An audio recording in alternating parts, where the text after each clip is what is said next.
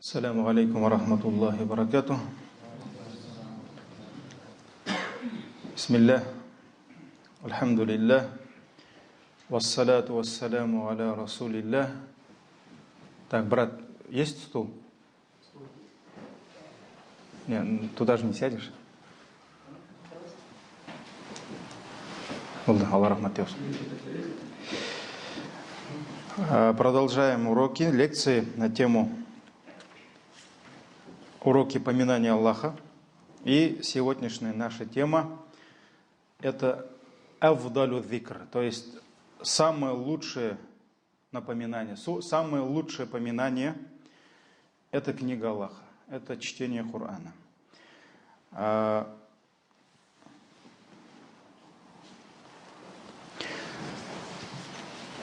Когда мусульманин читает книгу Аллаха, читает суры из Корана, аяты, он должен понимать, что это чтение Корана является самым наилучшим видом поминания Аллаха. Потому что цель ниспосылания Корана, об этом мы, иншаллах, еще будем говорить, да? Коран, чтение Корана, аяты, суры должны напоминать нам об Аллахе.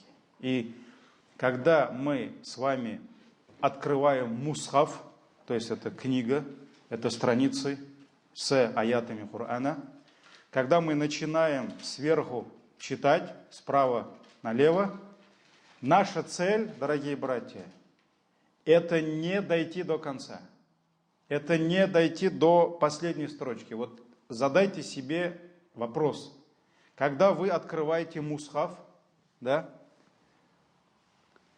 какую цель вы себе ставите? Иногда, в большинстве случаев мы все ставим цель, когда начинаем с верхней строки, наша цель дойти до нижней. Потом следующая страница, потом следующая. Кто-то 10, кто-то 20, кто-то 30, машаллах. Даже во время Рамадана, когда мы больше внимания уделяем чтению Корана, задайте себе тот же вопрос. Какова цель, когда мы начинаем чтение Корана? Да? Мы начинаем с верхней строчки, цель наша дойти до нижней строчки. И на этом все, дорогие братья. И на этом все. А сподвижники, у них не было таких мусхафов. У них не было там арабская печать, турецкая, татарская, да? Там белые страницы, там желтоватые, зеленоватые страницы, от которых, как мы говорим, да, глаза не устают, да? У них этого не было. Этой роскоши у них не было. Мы знаем, что они слышали один аят и спешили записать этот аят. Кто-то писал на коже животных, на шкурах писали. Кто-то писал на стене, кто-то писал на камнях. И представьте себе, какова цена была этого аята. Да, вот поэтому, когда возложили на Зайд ибн Сабита собирание Корана, к нему подходили, как мы называем, писари, да, писцы Корана, которые писали, да. Для них ставилась задача, они должны были наизусть прочитать этот аят. И еще каждый из них должен был предоставить доказательства, то есть то, на чем он это писал. Если он это писал на шкуре, он должен был найти эту шкуру. Если это камень, это камень. То есть Коран таким доступным, как сегодня, никогда не был, дорогие братья. Никогда не был таким доступным. Эта доступность, это, с одной стороны, милость Аллаха, да? А с другой стороны, мы начинаем пренебрегать Кораном. Мы начинаем недооценивать всю ценность Корана. И мы должны понимать, что когда сподвижники начинали чтение аята, у них цель была совсем другой. Это не дойти до нижней строчки, да? Или не быстро не перечитать там 10-20 страниц. Такого не было. Когда они читали аят, у них была цель услышать Аллаха. Что Аллах хочет от него? И каждый аят, мы знаем, это обращение Создателя небес и земли, обращение не к твоему соседу, а к тебе именно. Так ведь? То есть они хотели услышать, что Аллах хочет им сказать, что Аллах хочет от них, К чему Аллах их побуждает, что приказывает, что повелевает, от чего Аллах Тааля предостерегает или что запрещает. Поэтому это в первую очередь поминание Аллаха. И это самый лучший вид поминания Аллаха.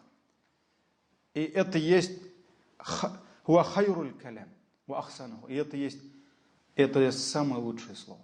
Это есть самое лучшее слово, самое красивое слово, самое верное слово и самое полезное слово. Что может быть более ближе к истине, чем Коран, книга Аллаха, слова Аллаха? Это самые истинные слова. Это самые полезные слова. Полезнее, чем слова Аллаха, больше слов нет. Поэтому это самые полезные слова. Вахуа вахьюллах. И это откровение от кого? От Аллаха. Это неспосланные слова от Всевышнего Аллаха. И к этим словам никак не может подступить, подобраться ложь ни спереди, ни сзади. Ибо сохранение этих слов Аллах взял на себя. «Инна нахну наззальна зикра, ва инна лаху лахафизун». Воистину мы не спаслали зикр, напоминание, то есть Коран, и мы его хранители. В истории сколько людей, сколько поэтов, сколько врагов уммы пророка Мухаммада, врагов ислама не пытались изменить Коран, исказить Коран, у них ничего не получилось. И у них не получится, потому что Аллах только свою последнюю книгу взял на себя, что никто не сможет его исказить, никто не сможет его изменить. «Ва инна лаху лахафизун», и мы его, Аллах сказал, хранители. «Ва хуа афдалу китабин анзаляху Аллаху табарака ва та'аля аля афдали расулин». И мы должны понимать, что Коран – это самая лучшая книга, которую ниспослал Аллах самому лучшему посланнику. То есть из всех писаний, которые Аллах ниспосылал в истории человечества, да, со времен Адам, Нуха, алейхиссаляма, до пророка Мухаммада, потому что после пророка Мухаммада уже откровений не было, он был печатью пророков, да, мы должны понимать, что самая лучшая книга, самое лучшее обращение Аллаха к человечеству, это была книга Аллаха, Коран. И эту книгу, самую лучшую книгу, он ниспослал кому? Самому лучшему из всех творений, из всех посланников. Потому что лучшего посланника, лучшего пророка, чем наш пророк Мухаммад, быть не может. Он самый лучший, он пророк всех, имам всех пророков, алейхимуссалям. И мы знаем, что пророк Мухаммад, мы про это как раз, это была тема прошлой лекции, он является самым лучшим творением из всех творений Всевышнего Аллаха. Он лучше, чем ангелы. Он лучше, чем...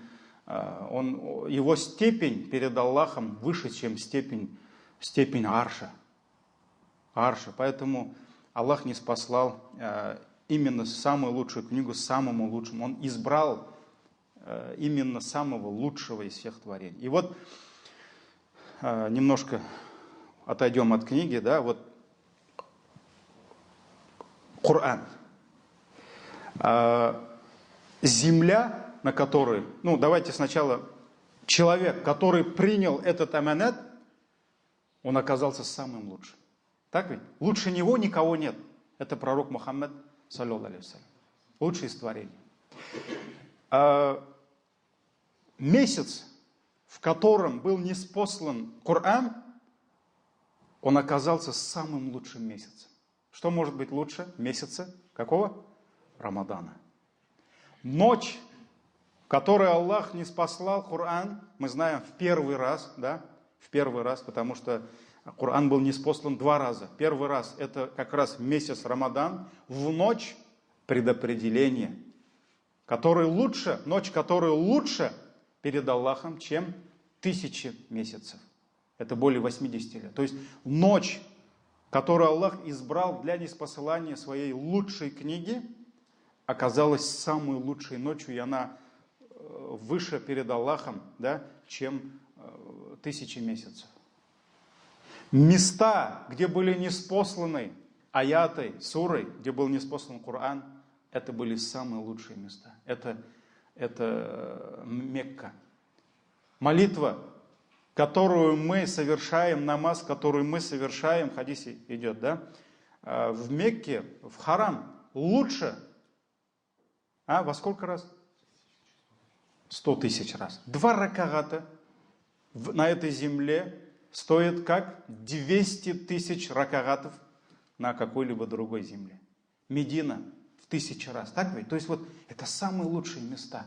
И человек, который посещает эти места, он должен понимать, где он находится.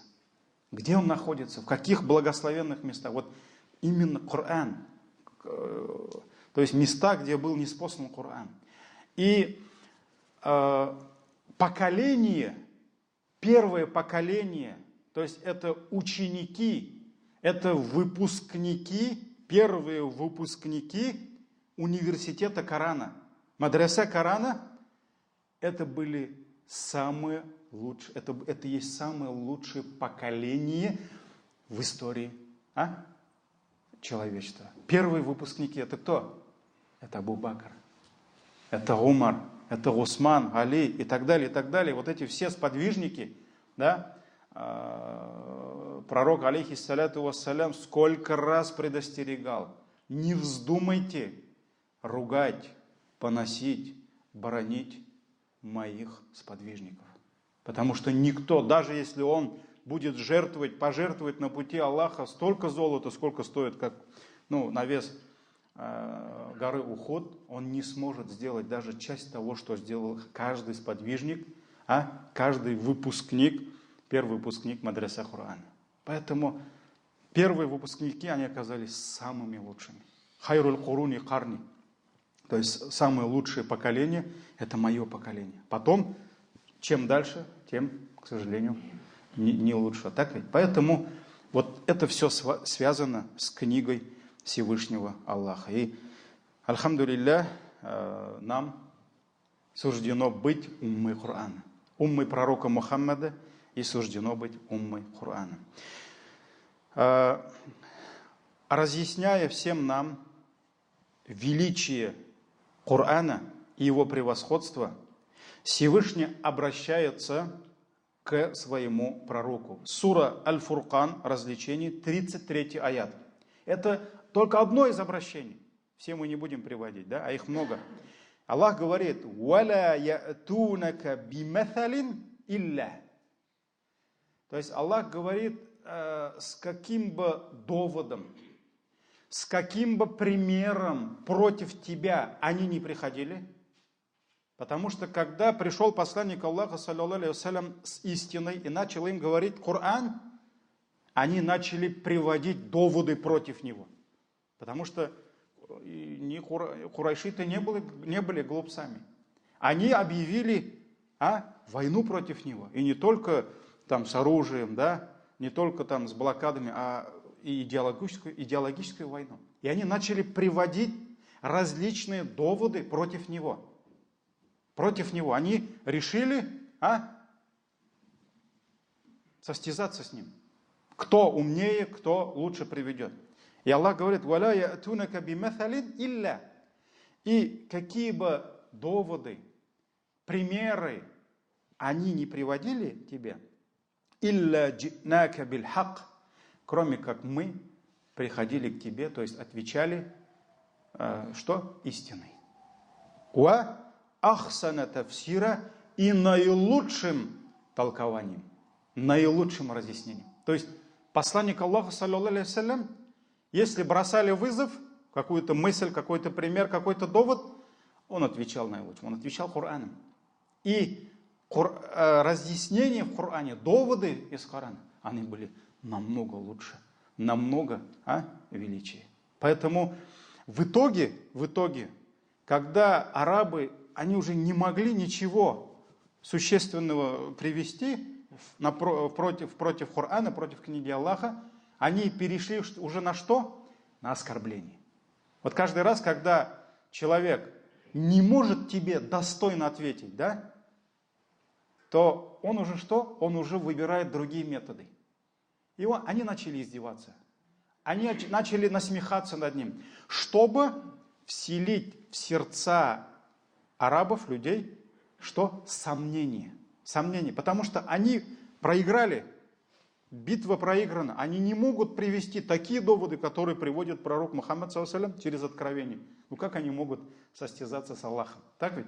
Ведь пророк ﷺ, он не говорит от себя, он сам не придумывает, а что вот им придумать, да? А, вот сейчас я придумаю, да? Нет, он говорил книгу Аллаха, он читал им книгу Аллаха, и все поражались перед этим. И потом они перешли уже к издевательствам. А, он колдун, не идите к нему, он заколдует вас. То есть он не победит вас доводами своими, да? Что истина есть истина, вот белый, вот черный, тут ничего такого нет.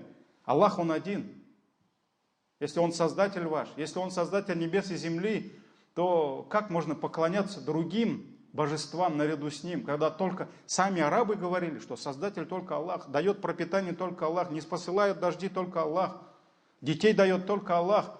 Они же понимали это, и поэтому они не могли выступить против, победить Его на этой площадке, так скажем. Да? Потом они начали переходить на насмешки. А он самый искусный колдун. Если придете к нему, он обязательно заколдует вас. А он мәжнун, одержимый. Он одержимый, он еще что-то, больной и так далее, и так далее. Вот поэтому Аллах говорит, с какими бы доводами, примерами к тебе не приходили, а мы отправляли тебе истину и самые лучшие разъяснения. Сурат Аль-Фуркан, 33 аят. И Ибн Кафир, рахимахуллах, вот в тафсире этого аята говорит, что вот здесь Аллах указывает на величие своего посланника, саллаллаху алейхи вассалям, и на его превосходство, потому что Аллах не спосылал аяты, суры, аяты отдельно. Так ведь? Вот арабы, они спрашивали у пророка Мухаммада, многобожники, неужели твой Господь не может не спаслать Коран вот в один раз? В один раз. То есть очень часто пророк, саллаллаху алейхи, не мог ответить на них, потому что он ждал чего? Он ждал откровения. И проходил день, два, иногда насмехались над ним. Ну когда же придет ответ, да? А пророк, он же не сам придумал Коран. Кстати, это есть доказательство тому, что он не сам это придумал. Он ждал, он терпел издевательства, насмешки, пока Аллах не пошлет откровение. Так ведь? Поэтому Аллах в Коране говорит, если бы Аллах захотел бы, то в один миг он бы не спаслал Коран. Но сердце пророка Мухаммада, во-первых, не выдержало бы этого. Во-вторых, 23 года, когда не спосылался Коран, мы должны понимать, что была связь между Аллахом и его посланником. Была связь. Ангел Джибрииль, алейхиссалям, приходил к пророку, саллаллаху алейхи вассалям, с каждым аятом. Он приходил к нему утром. Он приходил к нему вечером. Он приходил к нему с аятом, когда пророк, саллаллаху алейхи вассалям, был в пути. Он приходил к нему с аятом, когда он был у себя дома. Так ведь? Где-то в мечети. Поэтому была связь. И вот эта связь укрепляла пророка Мухаммада, саллаллаху алейхи вассалям. Не потому, что там сначала, когда не спосылались аяты, пророк, саллаллаху алейхи вассалям, быстро повторял их, чтобы не забыть. Потом Аллах сказал, не утруждай себя. Ты не забудешь это. Но весь смысл был в том, что Аллах укреплял. 23 года Он укреплял его сердце. И укреплялись сердца первых выпускников мадресе Корана. Поэтому, альхамдулилля, это была забота Всевышнего Аллаха о своем пророке. К нему приходил ангел с Кораном, как мы говорили, по утрам и вечерам, когда он был путником, когда он был дома. И каждый раз к нему приходил ангел, то есть это учитель. Мы знаем, как он учил его Корану. Мы знаем, как Джибриль, алейхиссалям, был имамом, а пророк, саллаллаху алейхи вассалям, стоял за ним и учился совершать намаз, учил времена, узнавал от него. Так ведь? Поэтому это была связь. И невозможно сравнить неспосылание прежних книг и ниспосылание Корана. Это было чем-то выше. Это было что-то лучшее. И в этом была милость и мудрость Всевышнего Аллаха. И альхамдулилля, дорогие братья, вот Аллах избрал нас, уммы Корана, и Аллах Тааля дал милость, это действительно милость Аллаха, Он дал нам, нашим устам, читать, воспроизводить, выговаривать самые величайшие слова в истории человечества. То есть это самая лучшая книга Аллаха.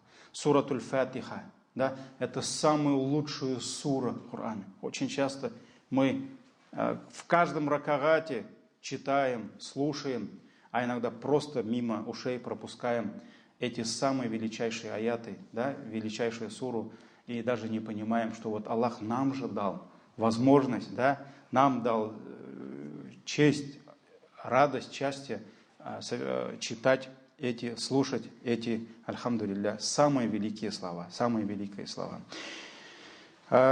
И, несомненно, каждый мусульманин знает превосходство Корана, его ценность и его степень, высокую степень, которую занимает Коран перед Всевышним, перед его рабами. И это книга Аллаха, это книга Господа всех миров. Это книга Господа всех планет, галактик, так ведь, всей Вселенной. И это есть, Коран есть слова халикуль халк яджмаин, то есть слова Создателя всех созданий. Это есть слова Создателя всех созданий. И мы в Коране находим вести о тех, которые были до нас. Пророк Мухаммад, он не был историком, да? Он не сидел долгими часами, не листал книги по истории, которые остались от прежних народов. Такого мы знаем, что он даже читать не умел, он писать не умел. Но вдруг он вышел к людям и начал рассказывать, подробно рассказывать истории о прежних народах. Были истории, которые знали только определенная часть ученых, например, из иудейских племен. Даже не все евреи знали эти истории вот так подробно. Обыденные эти верующие. Только самые величайшие ученые знали это. Пророк ﷺ об этом им рассказывал. И они были в шоке, потому что это был Коран. Он рассказывал это из сур Корана. Альхамдулилля. Вести народов, которые были до нас. И есть сообщение, вести о том, что будет происходить после нас. Он говорил не просто про прошлое. Пророк ﷺ говорил еще про будущее. Что произойдет, что случится. Так ведь? И в Коране мы находим решение на все вопросы, конфликты, которые возникают между нами. Альхамдулилля. Мы находим все ответы. И кто будет искать, любой, кто будет искать путь истины, истину, помимо Корана, Аллах что сделает с ним? Введет его в заблуждение. Любой человек, который будет искать истину, где-то не в Коране, Аллах введет его, сам ведет его в заблуждение, потому что истина только здесь. «Вахуа хаблюллахиль матин». И Коран является твердой, надежной ветвью Всевышнего Аллаха. Если за это мы ухватимся, то никогда не заблудимся. И как в хадисе идет, «Абширу», Пророк ﷺ сказал, «Радуйтесь, неужели вы не засвидетельствовали, что нет божества, достойного поклонения, кроме Аллаха, и что я его посланник?» На что сподвижники сказали: конечно, мы засвидетельствовали, нет божества, кроме Аллаха, и ты его посланник. И пророк ﷺ сказал: «Инна хадаль Курану сабабун». Воистину, эта книга, то есть Коран, этот Коран является твердой, надежной веревкой, канатом. Тарафуху биядилляхи ва тарафу биайдикум. Одна часть которой в руках Аллаха, а другая часть в ваших руках. И кто будет хвататься за эту ветвь, веревку, то он никогда не заблудится. Поэтому Аллах посредством этой веревки он будет, альхамдулилля, провожать нас по пути истины. Куда? Только в рай. Только в рай. Поэтому к его милости. Поэтому это есть хаблюллахиль матин.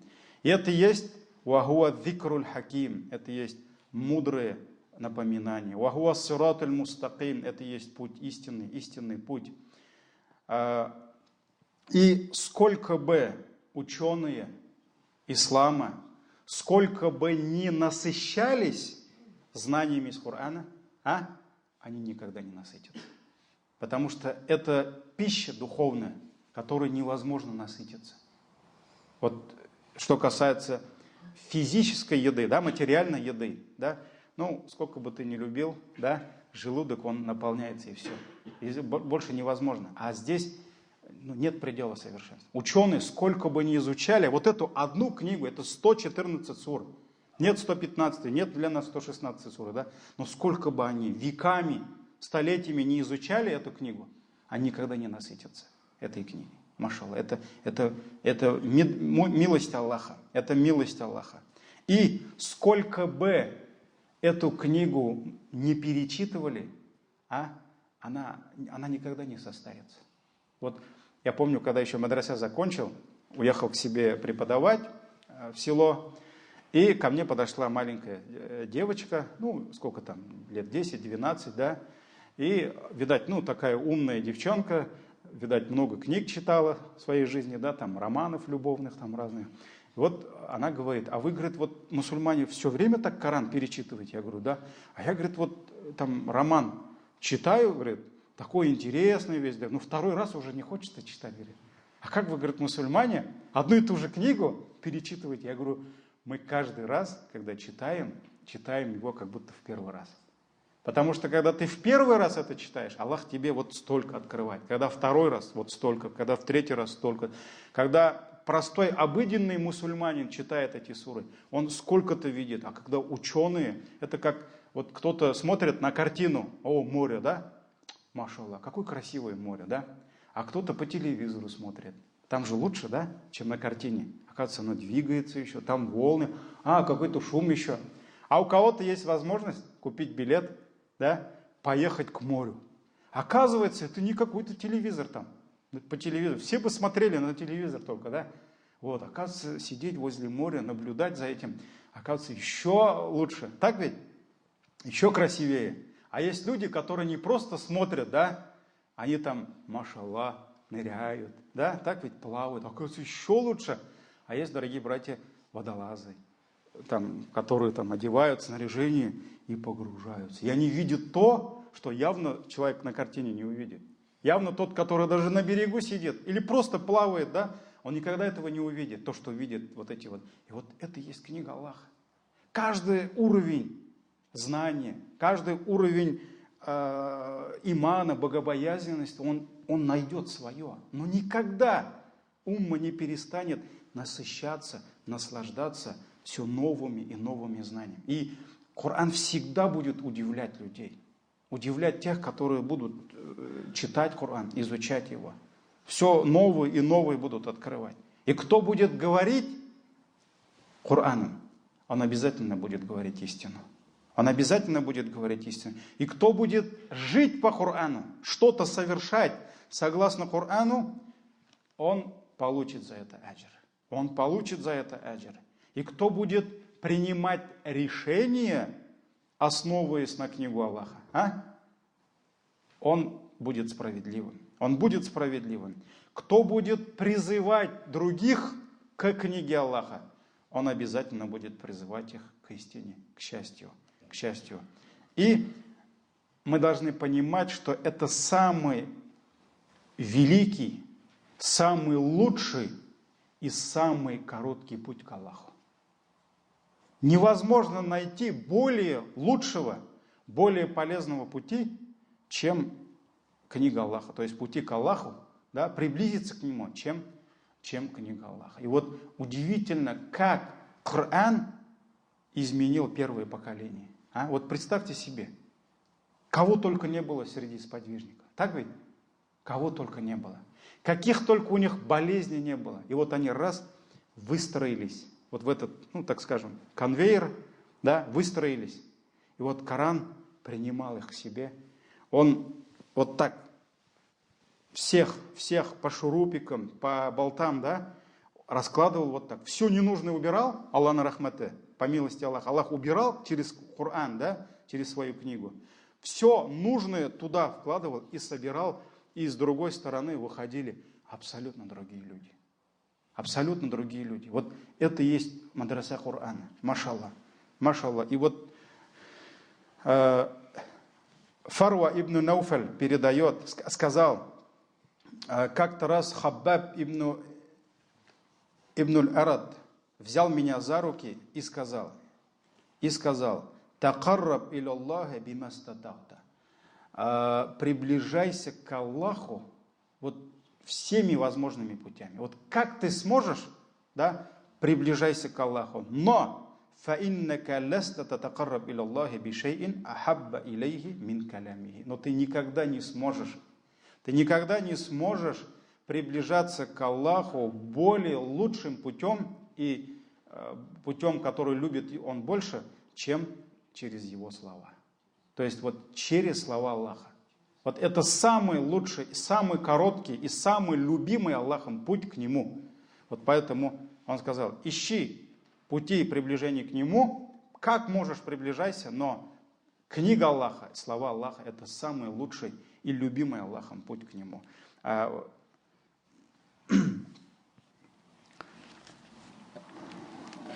Идем дальше.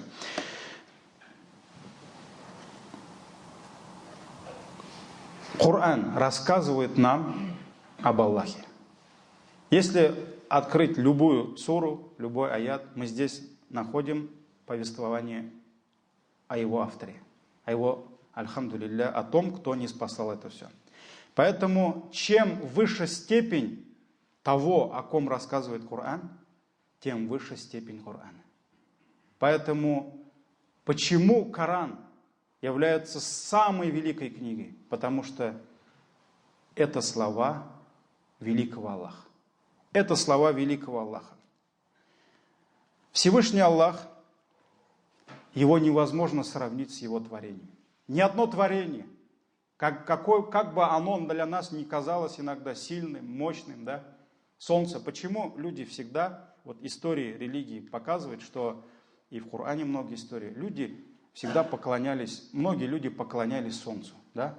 Почему? Вот поклонялись солнцу. Потому что всегда люди видели в солнце силу, мощь, энергию, свет, тепло. И люди думали, шайтан вводил их в заблуждение. И они думали, а вот это и есть божество, которому нужно поклоняться.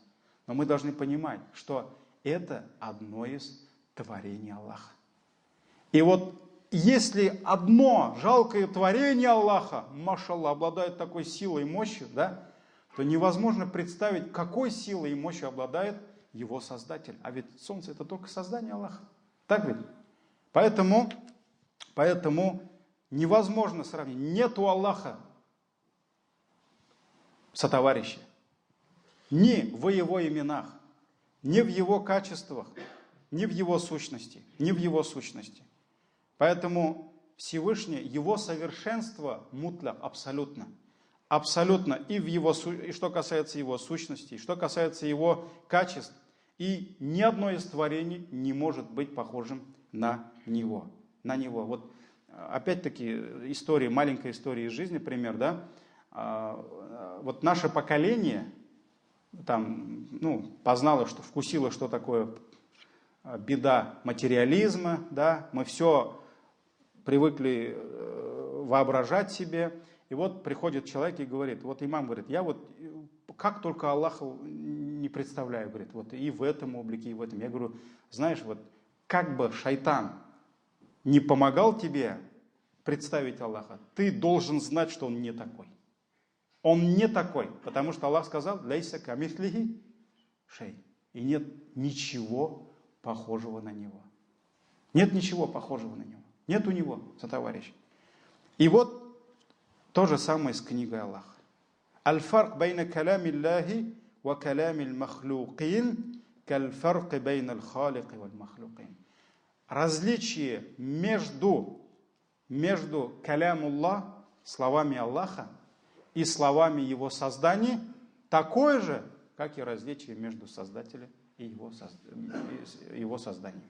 Поэтому невозможно сравнить создание с Создателем, и невозможно сравнить книгу Аллаха, слова Аллаха с словами Его создания. Абу Абдуррахман ас-Сулями, рахимахуллах, сказал: «Фадлул Кур'ани аля саирил калями, ка фадли Рабби аля халкихи, вадалика аннаху минху».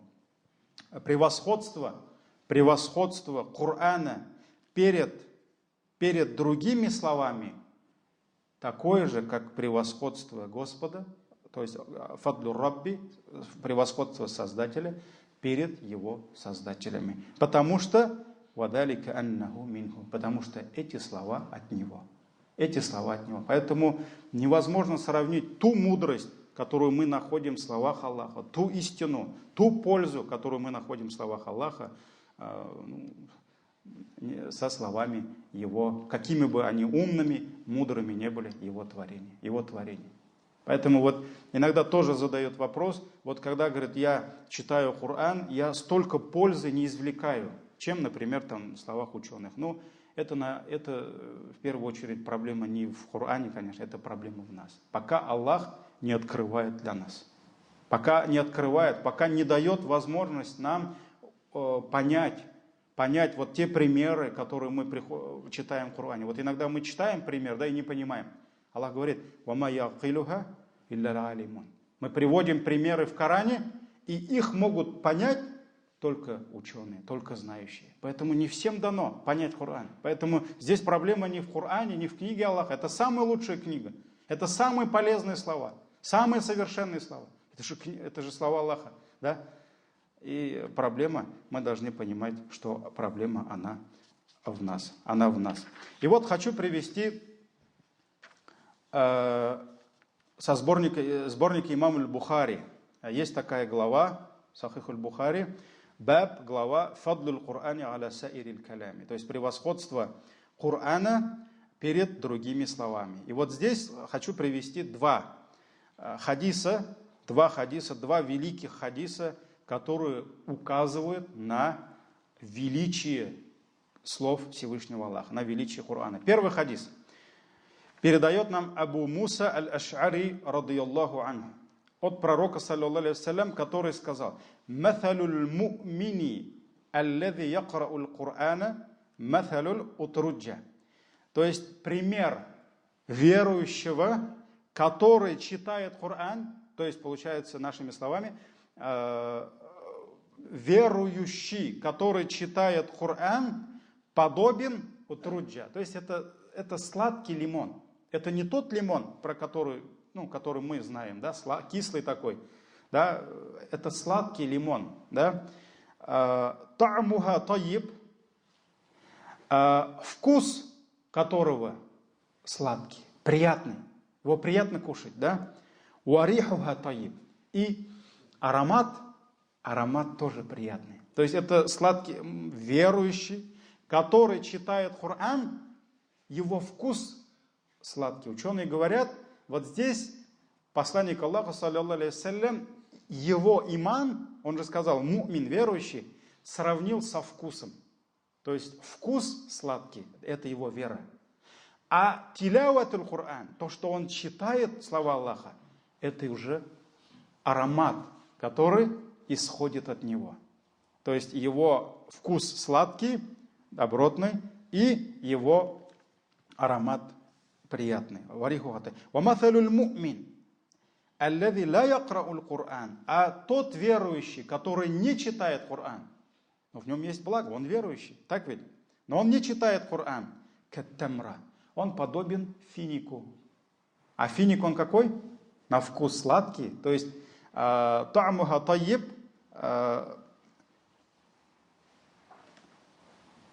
та'муха таyyиб валя риха фиха. Его вкус сладкий, приятный, но у него нет аромата. Он не пахнет так, как, например, пахнет сладкий лимон. То есть иман есть, но чтения Корана нет, значит аромата нет.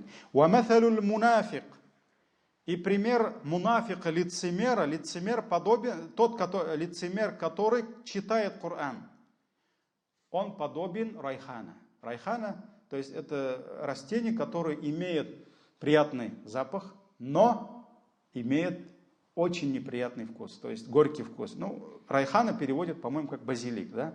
Базилик.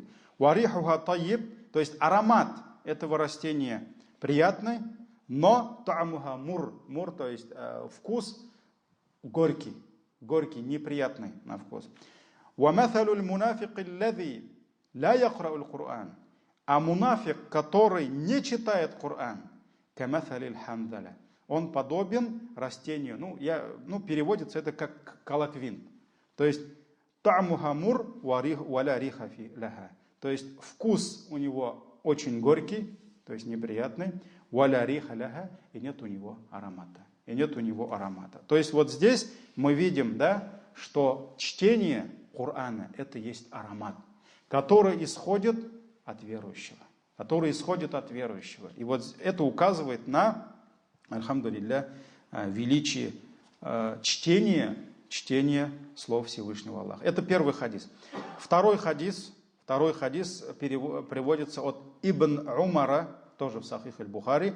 Ибн Умар, сын Умара, пусть Аллах будет доволен ими обоими, что пророк, саллаллаху алейхи вассалям, сказал: «Иннама аджалукум фи аджалин ма халя миналь умам», то есть ваш срок жизни по сравнению со сроками жизни тех народов, которые были до вас, то есть пророк, саллаллаху алейхи вассалям, наши жизни здесь сравнивает с жизнями тех, которые были до нас. Мы знаем, что народы, которые жили до нас, они жили меньше или дольше?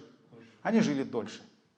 Если в хадисе пророк саллаллаху алейхи вассалям сказал, что «Амару уммати», жизни моей уммы будет между 60 и 70 годами, и мало кто проживет больше, да, то мы знаем, что раньше жили 500 лет, 600 лет, 800 лет, 900 лет, 1000 лет, а то и больше. Так ведь? И вот пророк саллаллаху алейхи вассалям сказал: если сравнить сроки вашей жизни со сроками тех, которые были до вас, тех общин, которые были до вас, это камабейна салат аль-асри ва магриби шамс. Это равносильно тому, что вот время между асром и заходом солнца. То есть вот он день, да, с восхода солнца, а мы между икинди намазом и магрибом. Икинди намазом и магрибом. Если взять ту местность, где жил пророк, саллаллаху алейхи вассалям, там еще она, вот самое короткое время, да, это магриб и гайша. Кто вот в хараме сидел, помните, да, магриб, там уже до гайша мало времени остается. Аср и магриб. И вот пророк, саллаллаху алейхи вассалям, сказал: между асром и магрибом: وَمَثَلُكُمْ وَمَثَلُ الْيَهُودِ وَالنَّصَارَى كَمَثَلِ رَجُلٍ إِسْتَعْمَلَ عُمَّالًا. Если сравнить вас и христиан, и иудеев, которые были до вас, вы подобны мужчине, который взял себе работника. Вот мужчина нанимает себе работника и говорит: «Ман я'малу ли иля нисфин нахари аля қиратин қират».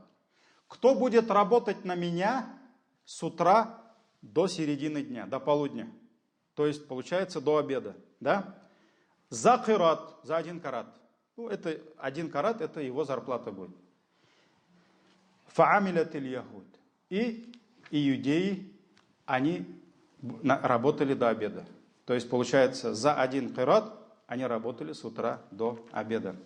Факоля, потом он сказал, после полудня: «Ман я'малу ли мин нисфин нахари иля аль-гаср». Кто будет работать на меня с полудня до асра, до аср намаза, да? Фа'амилят ин-насара. И тогда работали на него христиане, насара. То есть здесь речь идет о тех народах, которые последовали за Муса алейхиссалям и за Иса алейхиссалям. Так ведь? Про них речь идет. Thumma антум, то есть получается, до обеда одни работали, после обеда от полудня до асра другие, да, христиане работали. За 1 қират, та же цена. Потом пророк саллаллаху алейхи вассалям сказал: thumma антум, а вы работали, начиная от асра, или магриби, до магриба, бикиратайни, за 2 кирата. За 2 кирата. То есть, ваше время работы было меньше, но платили вам во сколько раз?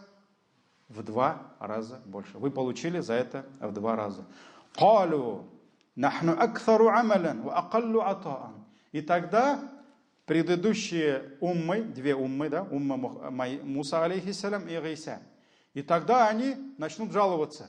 Так мы же работали дольше за меньшую плату.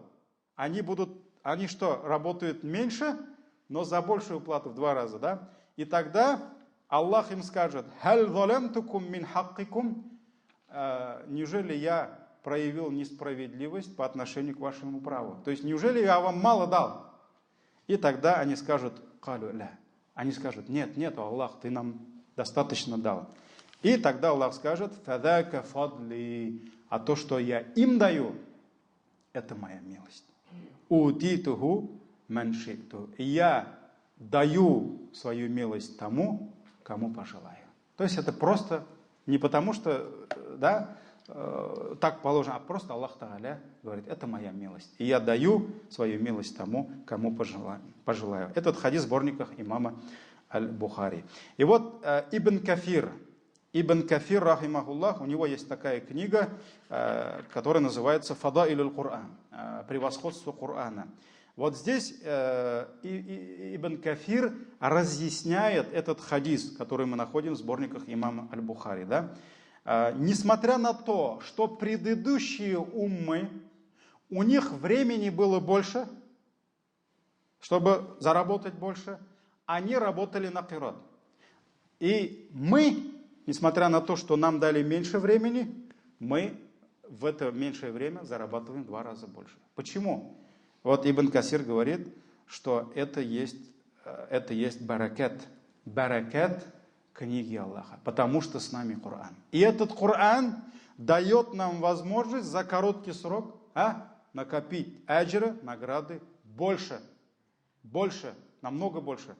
И здесь Ибн Касир приводит хадис, где посланник Аллаха ﷺ сказал: «Антум туафуна саб'ина умма».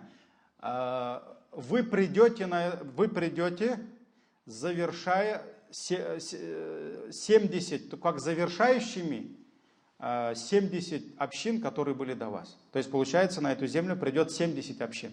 И вы придете, как завершающая община. «Ва антум хайруха», и вы самые лучшие из всех общин, из этих 70 общин. «Ва акрамуха аляллахи», и самая почтенная перед Аллахом община этого. Это вы будете. Это вы будете. То есть все это, альхамдулилля, это милость Аллаха, и это бибаракатиль китабиль азим. Ибн Касир говорит, что это здесь мы видим баракат книги Аллаха, Коран, которую Аллах, альхамдулилля, степень которой Аллах возвысил, и Аллах взял на себя хранение этой книги. Он сам опекает эту книгу. Он сам хранит эту книгу. Альхамдулилля. И все книги, Ибн Касир говорит, которые были ниспосланы до Корана, они были ниспосланы в 1 раз. Муса алейхиссалям пошел, принял, пришел и рассказал. Да? Другие, Айса алейхиссалям, принял в 1 раз. А Коран Аллах разделил на 23 года. Это столько встреч произошло. Посредник между Аллахом, то есть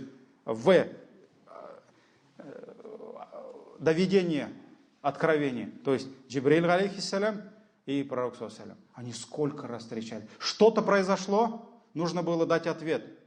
Аллах отправляет Джибриля, Джибриль ему говорит, то есть происходит что? Связь между Создателем и его созданием, наилучшим созданием. Вот поэтому невозможно сравнить то неспосылание тех книг с неспосыланием Корана, Поэтому вот здесь мы видим милость Аллаха по отношению к нам. И Ибн Касир приводит еще один аят, который указывает на это превосходство. Аллах Всевышний говорит, Суратуль Хадид, железо, 28-29 аяты. Я айюхуллазина аману, о те, которые уверовали, иттакуллах. То есть бойтесь Аллаха. Ва амину бирасулихи. И веруйте в его посланника. Ю'тикум кифляйни мир рахматихи. И тогда он вам одарит вас двойной наградой и своей милости. Двойной. Не одной награды, а вдвойне, да? وَيَجْعَلْ لَكُمْ نُورًا تَمْشُونَ بِهِ. И он одарит вас светом, нуром, посредством которого вы будете ходить на этой земле. Да? وَيَغْفِرْ لَكُمْ. Он простит вам ваши грехи. وَاللَّهُ غَفُورٌ рахим. Воистину Аллах прощающий и милостивый.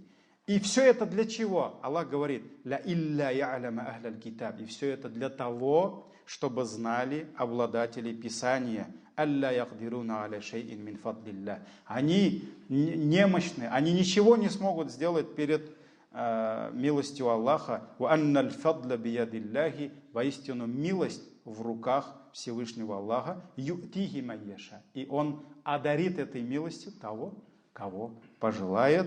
Валлаху зуль фадлил азим. Аллах обладатель великой милости. Вот этот аят как раз указывает на, мы видим, подтверждение того хадиса. Так ведь? Того хадиса, что Аллах двойную награду дал тем, которые уверовали, которые были богобоязненными и уверовали в его посланника. Суратуль Хадид, 28-29. В завершение, дорогие братья, хочу сказать, что наша великая обязанность, мы должны возвеличивать книгу Всевышнего Аллаха. Мы должны возвеличивать, мы должны понимать, что наше могущество, наша сила, да, заключается вот в этой книге. Если мы будем искать величие где-то в другом, мы найдем позор и слабость. Вот это умма, первое поколение мусульман, которое прославилось на весь мир своей силой, своей мощью, да, это были те, которые жили с Кораном. Это были те, которые пили и ели только с одного источника. Это была книга Аллаха. Мы знаем, что в первое время даже сподвижники, хуляфа ур-рашидин, праведные халифы, они даже запрещали людям хадисы рассказывать. Вот представьте себе, чтобы люди не путали слова Аллаха и слова его посланника. Когда Умар ибн Хаттаб отправлял первых вот этих посланников, первых учителей, устазов, которые распространяли вот этот свет, он им говорил, не говорите слова пророка, а говорите слова Аллаха. Прямо так говорил, потому что очень важно было сохранить и воспитать первое поколение именно на основе книги Аллаха. Поэтому наша задача, наша цель, раз сегодня эстафета на нас, мы должны хранить величие Аллаха и возвеличивать книгу Аллаха. И это есть путь к нашему счастью. И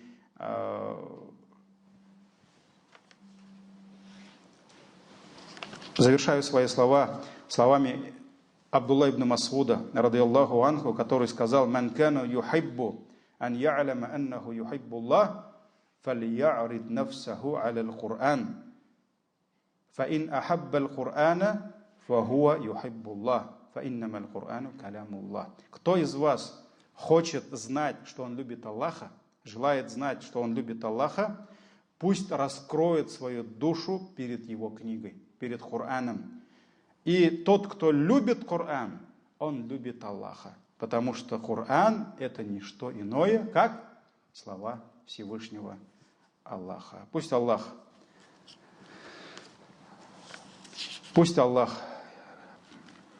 простит нам наши грехи.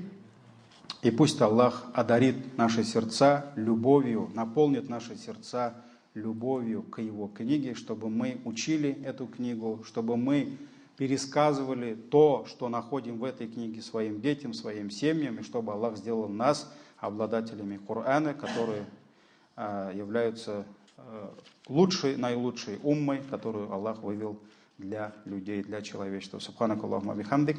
Ашхаду ан ла иляха илля анта, астагфирука ва атубу илейк. Тема следующей лекции «Нузулюл Кур'ан фи шахри Рамадан». Ниспосылание Корана в месяц Рамадан, иншаллах. Джазакумуллах хайр. Ассаляму алейкум ва рахматуллахи ва баракатуху.